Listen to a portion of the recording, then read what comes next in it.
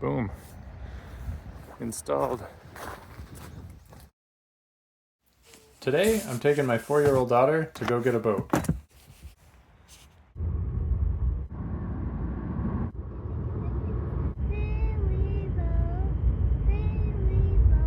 Hey, we didn't miss it. Look. There it is. Dear Toad. Look, Dad. Look those waves. Do you think we're going to see any of Lucas? Boom. Installed.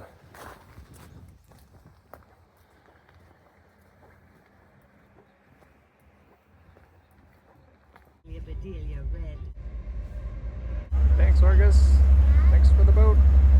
Frog looked out. Here it is, the SeaNymph. Now we got to figure out how to unload it and figure out how much it weighs. I'm pumped. Certainly not perfect. I wasn't looking for perfect. I was looking for a boat that I could run up on the beach. Here in Washington, a lot of the beaches are rocky, so I didn't want a fiberglass something.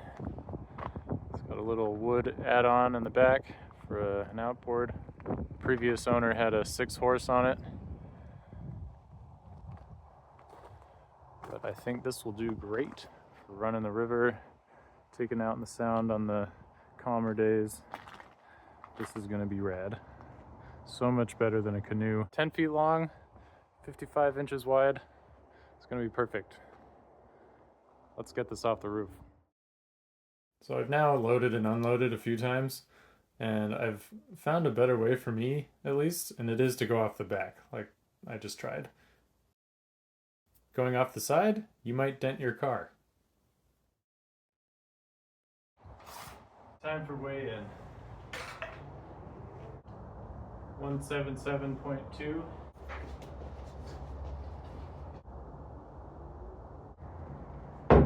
It just turned off. Looks like it's 267-ish.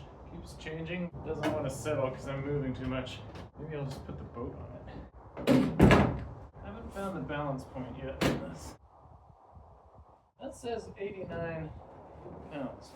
I don't know if I trust that. It keeps changing. I think it's 91.2.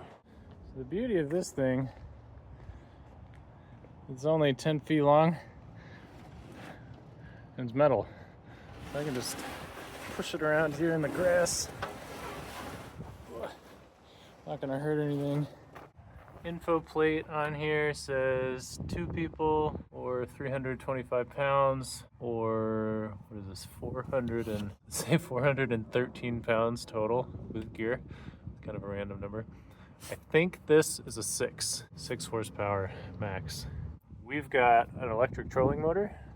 We're gonna start there, see what kind of speeds we can get.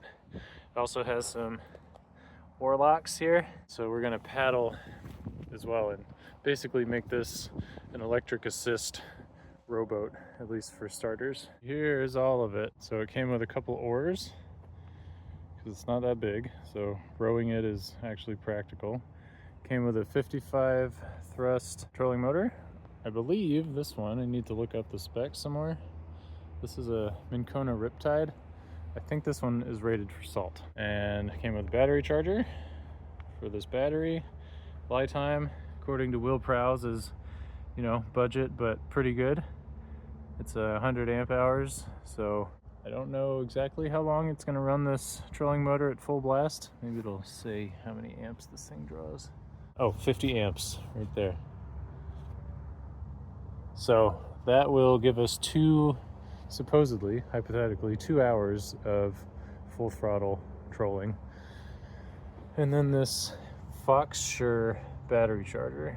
So for this battery, it'll charge at a 20 amp rate, which is not so bad, but I expect it'll take a long time to get it. Wait, so that's 5 hours.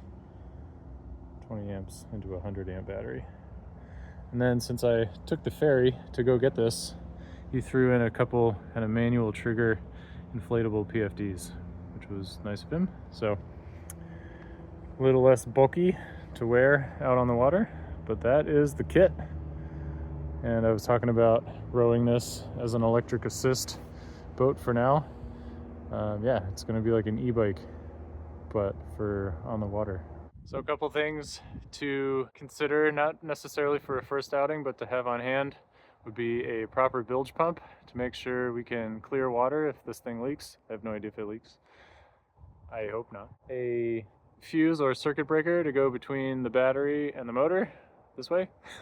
And then down here, the plug in the back currently is brass, and it would be best to have an aluminum one so you're not mixing metals and ending up with some kind of corrosion problem. So yeah, some things to take care of in the short term, but nothing as a deal breaker, you know, to get going for a first trial. So pretty soon we'll put it in the water, maybe tomorrow, depending on weather, and see how it goes.